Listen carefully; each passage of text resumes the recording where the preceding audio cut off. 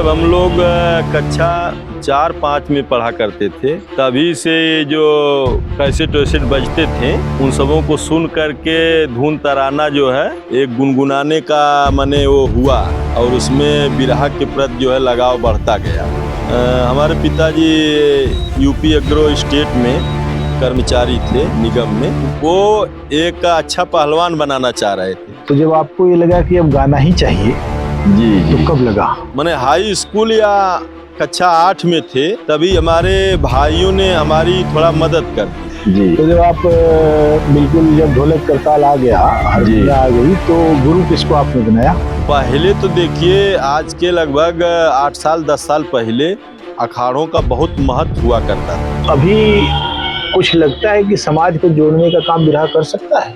बिरहा का साज जब बजता है तो आदमी सब कुछ भूल करके एकदम उसमें लीन हो जाता है, चल जाएगा। बिरहा के दर्शक घटे हैं कि बढ़े हैं?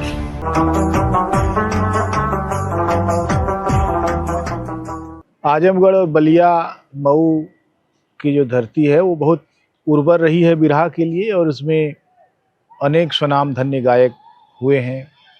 मऊ में ही बेचन राम जैसे कद्दावर गायक हुए, तो बलेश्वर जैसे लोग के बहुत दुलरुआ किस्म के बिरहा गायक निकले, शंकर यादव निकले, और अगर गिना जाए तो सैकड़ों की संख्या में। बलिया में परशुराम जी ने झंडा ऊंचा उठाया और काशीनाथ ने उठाया अपने तरीके से। विजयलाल और ये सब लोग कुछ न कुछ कर ही रहे हैं, सब लोगों ने बिरहा को बहुत कुछ दिया है, लेकिन बिरहा को संभाल पाना एक बड़ी चुनौती बन गई है अभी। और दूसरी उसमें सबसे बड़ी चुनौती यह है कि बिरहा गाने वाले जो बड़े और छोटे कलाकार हैं उनमें से किसी का दस्तावेजीकरण नहीं हुआ। उस दस्तावेजीकरण की प्रक्रिया में हम जगह जगह घूम रहे हैं, लोगों से बातचीत कर रहे हैं। इसी क्रम में मोतीगंज आजमगढ़ के गायक कमलेश यादव साथ में हैं, उनसे हम बातचीत करेंगे उनके जीवन के बारे में और उनकी बिरहा यात्रा के बारे में। कमलेश भाई नमस्कार, बहुत बहुत स्वागत है। सबसे पहले तो ये बताइए कि आप का जन्म कहाँ हुआ और कब हुआ? हमारा जन्म ही विट्ठलपुर ग्राम सभा में जी। पोस्ट हमारा चढ़ई है, रानी की सराय, जनपद आजमगढ़ जी। कब हुआ? 12/9/1972 को हुआ। अच्छा जी। तो और पढ़ाई लिखाई? बीए हैं। अच्छा, बीए कर लिया आपने? जी। तो बीए करने के बाद कोई नौकरी वगैरह भी किया आपने या सीधे कारोबार और बिरहा में ही आ गए? नहीं, नौकरी के लिए प्रयास हुआ लेकिन नौकरी कहीं हाथ लगी नहीं जी। तो बिरहा में फिर कैसे आगमन हुआ आपका? बिरहा में जब हम लोग कक्षा 4-5 में पढ़ा करते थे, तभी से जो कैसेट वैसेट बजते थे उन सबों को सुन करके धुन तराना जो है एक गुनगुनाने का मने वो हुआ और उसमें बिरहा के प्रति जो है लगाव बढ़ता गया, जबकि हमारे पिताजी की इच्छा नहीं थी कि हम बिरहा गाँव में। पिताजी क्या करते थे आपकी? हमारे पिताजी यूपी एग्रो स्टेट में कर्मचारी थे निगम में। अच्छा जी। तो मैंने वो समझते थे कि ये लाइन बिगड़ जाने वाली चीज है। हाँ, उनकी कहीं न कहीं ये सोच थी कि गाने बजा, जैसे वो एक अच्छा पहलवान बनाना चाह रहे थे, तो पहलवान हम बने भी जो है। हाँ, पहलवान बनाना चाह रहे थे और नौकरी वगैरह में डालना चाह रहे थे। तो चूंकि अब नौकरी मिली नहीं और कक्षा 4-5 से 6 से हम लोग जो है भैंस वैंस भी चराया करते थे, तो वहाँ भी एक टोली बना करके गाते थे। हाँ, और शाम को अपने गांव वाले अखाड़े पर भी अखाड़ा उखाड़ा लड़ने के बाद टोली बैठ जाती थी बगैर ढोलक हारमोनियम के ही, बस इनका उनका तर्ज वगैरह सुन करके उसी को अपना पूरा आवाज में गाते थे। कभी कभार पिताजी रात को 8 बजे 9 बजे ड्यूटी से जाते थे, तो जब सुन लेते थे चक्रोट के रास्ते के किनारे ही अखाड़ा था रात में, तो वह बहुत बिगड़ते थे। हाँ, माने उनकी इच्छा थी कि ये बिरहा जगत में न जाएं, पहलवानी और ये नौकरी वगैरह में उनकी रुचि थी। तो जब आपको ये लगा कि अब गाना ही चाहिए, जी तो कब लगा? ये जब हम कक्षा माने हाई स्कूल या कक्षा 8 में थे, तभी हमारे भाइयों ने हमारी थोड़ा मदद कर दी। ये कोई हारमोनियम लिया दिया, कोई ढोलक लिया दिया। अच्छा। हाँ, इस तरह की मदद लोग कर दिए पिताजी से आड़े तिरछे छिपा के। और प्यारे भाई थे आपके। आज भी लोग हैं, हाँ जी। बड़ा सम्मान हमारा करते हैं। हमसे भी उन लोगों का सम्मान बढ़ा है जी। बिरहा लाइन में हम आए जो है तो बहुत कुछ मिला, ऐसी बात नहीं है जी। तो जब आप बिल्कुल जब ढोलक करताल आ गया, हारमोनिया आ गई, तो गुरु किसको आपने बनाया? अब देखिए, पहले शुरुआती दौर में तो लगभग हम कई अखाड़ों में ट्रायल किए। अच्छा। लेकिन कहीं गाना वाना कहीं मिल जाती थी, 2-4 लोकगीत वगैरह, कहीं नहीं मिलती थी। अब बचपना भी था, बहुत दूर तक हम लोग साइकिल से जा भी नहीं सकते थे। लेकिन कुछ कवि लोगों की सहायता से शुरुआती दौर में माने वो हुआ, हमारा मन बढ़ा जी।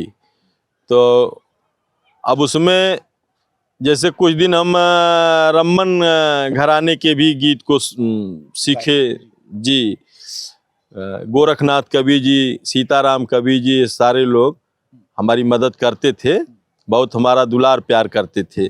लगभग सभी ही गायक कलाकार हम जिससे मिलते थे, सारे लोग हमारा सम्मान करते थे। तो फिर उसके बाद जो है एक उसी समय एक बिरहा हो गई यहाँ हमारे बगल में, रानी की सराय के उस पार। अच्छा। एकादशी का मेला लगता है, शीतल नगर उसका नाम है। नई नई बाजार का चयन हुआ था, उसमें परशुराम यादव जी और विश्वनाथ यादव जी की बिरहा हुई थी। तो उसमें मने जब परशुराम जी गाते थे तो लगता था कि अब विश्वनाथ जी कुछ नहीं गा पाएंगे, और जब विश्वनाथ जी का नंबर आता था तो ये लगता था कि अब परशुराम जी को ये दबा दिए हैं। तो उसमें बहुत काफ़ी हमको वो लगा, लेकिन कहीं न कहीं फिर हमको लगा कि नहीं, परशुराम जी की गायकी जो है कुछ अलग दिख रही है सारे कलाकारों से। तो हमने उनको अपना गुरु माना। कैसे मिले आप उनसे? ऐसा उनकी बिरहा सुनने गए थे, और फिर उसके बाद वही बिरहा सुने तो पूरी तरह से हमारा दिमाग में मने परशुराम जी का वो हो गया कि गुरु जो है इन्हीं को बनाना चाहिए। तो हमने उनको गुरु माना और फिर उनके घर गए बलिया, कोटवा नारायणपुर, वहाँ से गाना वाना ले आना शुरू किए।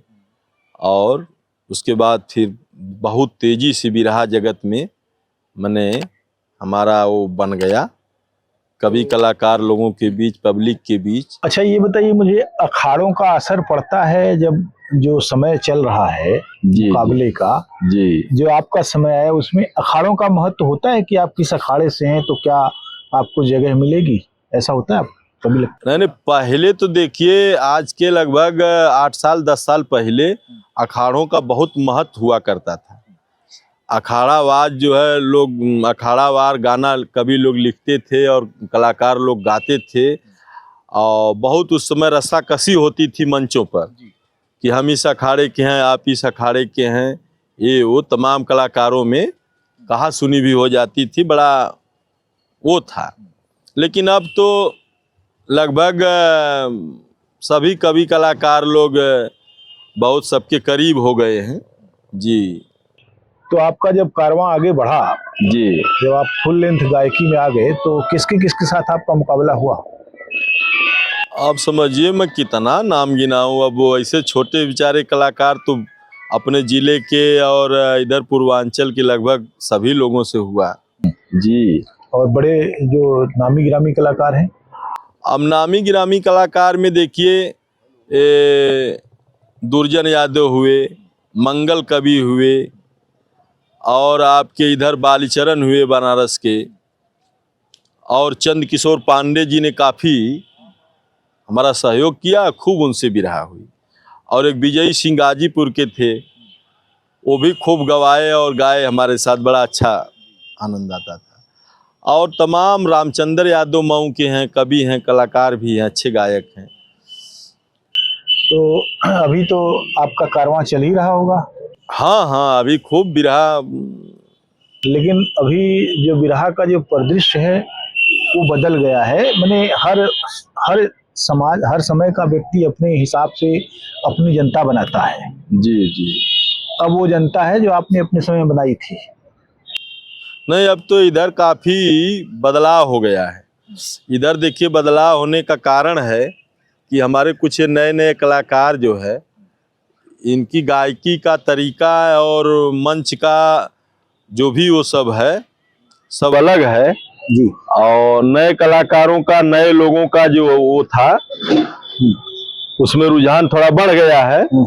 लेकिन फिर भी अभी हम लोग पुराने गायक हैं और अभी भी हम लोग नए लोगों से 20 हैं। हाँ जी।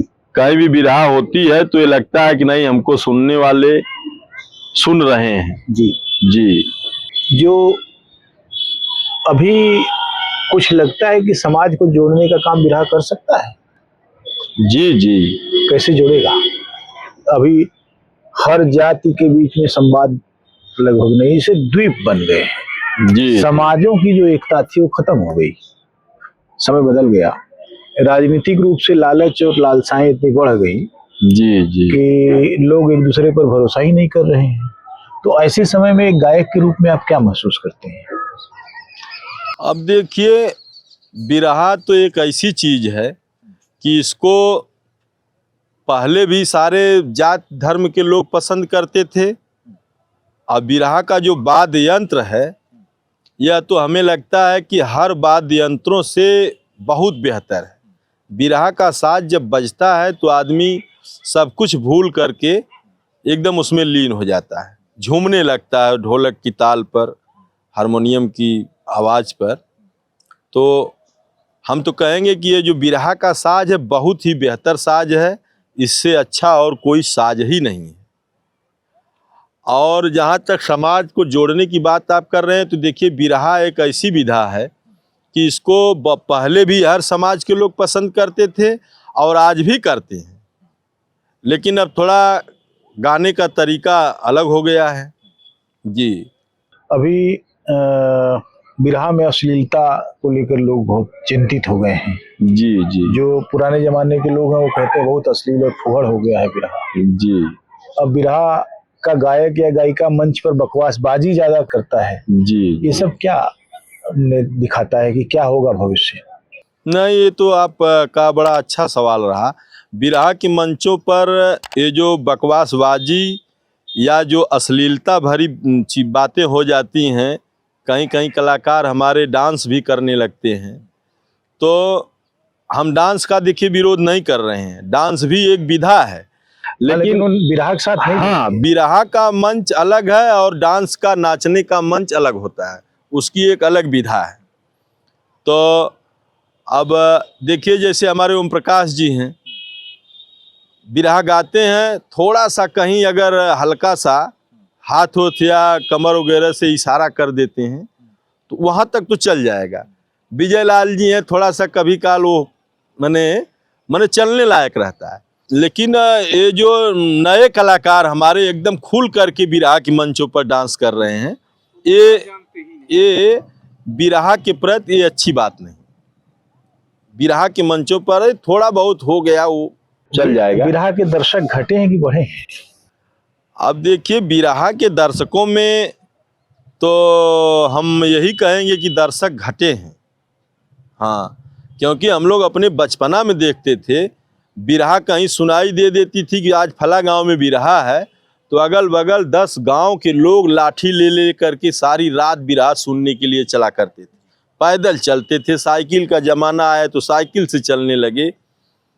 लेकिन इस समय तो बिरहा यहाँ हो रही है तो बस यहीं पास पड़ोस 1-2 किलोमीटर के लोग इकट्ठा हो रहे हैं, या कोई बहुत बिरहा प्रेमी है तो 10-5 किलोमीटर से चल के। सच्चाई है। आपके इलाके में अभी कितने आयोजन होते हैं बिरहा के वर्ष में अगर देखा जाए तो? अब देखिए, कोरोना काल के पहले तो लगभग हर शादी विवाह में, हर तेरही हुआ या मुंडन संस्कार या जो भी खुशहाली का उस तरह का पर्व मौके आते थे, लगभग सभी लोग करवाते थे। लेकिन जब से कोरोना काल आया इधर, हम तब से देख रहे हैं कि एकदम बिरहा के प्रति जो है लोगों का भाव माने एक ब्रेक सा लग गया है। लेकिन अब इधर थोड़ा बढ़ाव हो रहा है। हाँ, आप अभी साल भर में कितना गाते हैं? अब देखिए, कोरोना काल के पहले अगर जाएंगे तो साल भर में तो हम समझिए कि लगभग 100 मैदान गाते थे, 100 रात बिरहा की गाते थे। अब इधर जब से कोरोना आया तो इधर समझिए जो है, अब साल भर में अगर 40-50 रात, 60 रात का प्रोग्राम मिल जाए तो बड़ी बात हो गई। मैंने प्रोग्राम कम मिल रहे हैं। कम मिल रहे हैं। आपने जो बिरहा गाया, अपना आपकी गायकी का जो अंदाज है और जो आपकी बिरहा में दिया हुआ समय है जी, उससे कितना संतोष आपको मिलता है? हम देखिए अपने बिरहा से बहुत संतुष्ट हैं जी, क्योंकि बिरहा से इतना बड़ा हमारा नाम चला बढ़ा, समाज में बहुत सारी जो है कीर्तियाँ मिली और बहुत काफ़ी सम्मान भी मिलता है आज भी जो है, अब पहले भी बहुत मिला था। तो बिरहा से अपने हम बहुत ही संतुष्ट हैं, इसमें कोई दो राय नहीं। अभी कुछ योजनाएं हैं आपकी? अब योजना का मतलब है कि अभी तो बिरहा गा ही रहे हैं। अभी तो बिरहा को हम अपने बढ़ाव पर ही समझ रहे हैं कि हमारी बिरहा जो है बढ़ती ही जा रही है, पीछे की तरफ नहीं आ रही है जी। जो बिरहा को लेकर एक डॉक्यूमेंटेशन होना चाहिए वो नहीं हुआ। बिरहा के जितने गायक आजमगढ़ में हैं उनके बारे में सूचनाएं नहीं हैं ज़्यादातर लोगों के पास। मान लीजिए आसपास के लोग जानते होंगे जी जी, लेकिन जिन लोगों ने लंबे समय तक काम किया, धूल में मिल गए, उनका कुछ होना चाहिए कि नहीं होना चाहिए? नहीं नहीं, ये तो बहुत अच्छी बात आपने कहा। हमारे बहुत कवि कलाकार बेचारे या इस विधा को जिंदा करके ले आते गए जो लोग है, उन लोगों का बहुत बड़ा महत्व है। बिना उनके नहीं आप जी जी, आखिर वो लोग आगे बढ़ाए तभी तो हम लोग अपने बचपना में इस चीज़ को पाए, नहीं बढ़ाते तो ख़त्म हो जाती। हम लोग जान ही नहीं पाते बिरहा क्या चीज़ होती है, कुश्ती क्या चीज़ होता है या और क्या कौन सा खेल है। तो कोई भी विधा हुई उसको जो बढ़ाते जाते हैं लोग एक प्रक्रिया के तहत, तो उनका बहुत बड़ा योगदान रहता है। नए लोग उसी चीज़ को पाते हैं ना।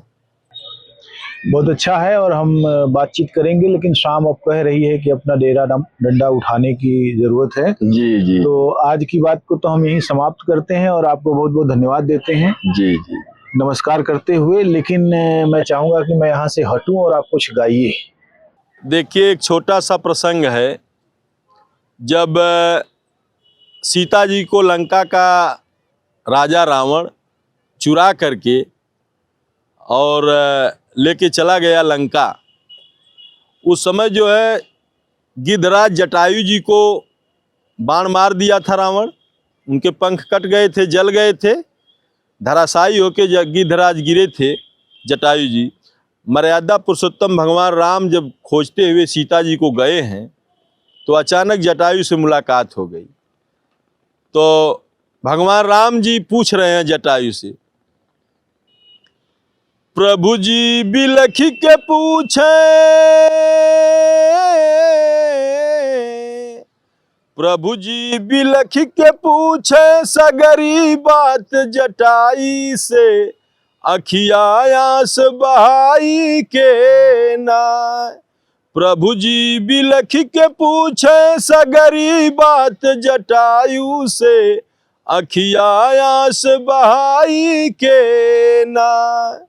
के बा पंछी के दुश्मनवा मरल से तोहरी ऊपर बनवा, के बा पंछी के दुश्मनवा मरल तोहरी ऊपर बनवा। इतना सुनत जटायु बोले हैं रघुराई से, अखिया आस बहाई के नाय। जटायु जी राम से के मुख से इतनी बात को सुन करके बता रहे हैं कि हमारी ऐसी दशा कैसे हुई।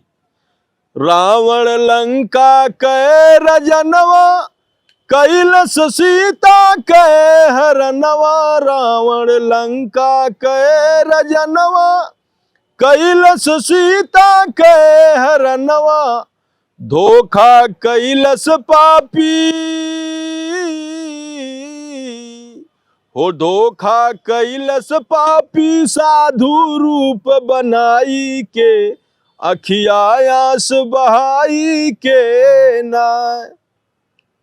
लंका का राजा रावण सीता जी को चुरा करके ले जा रहा था और साधु के भेष में सीता जी को हर के ले गया है धोखा करके।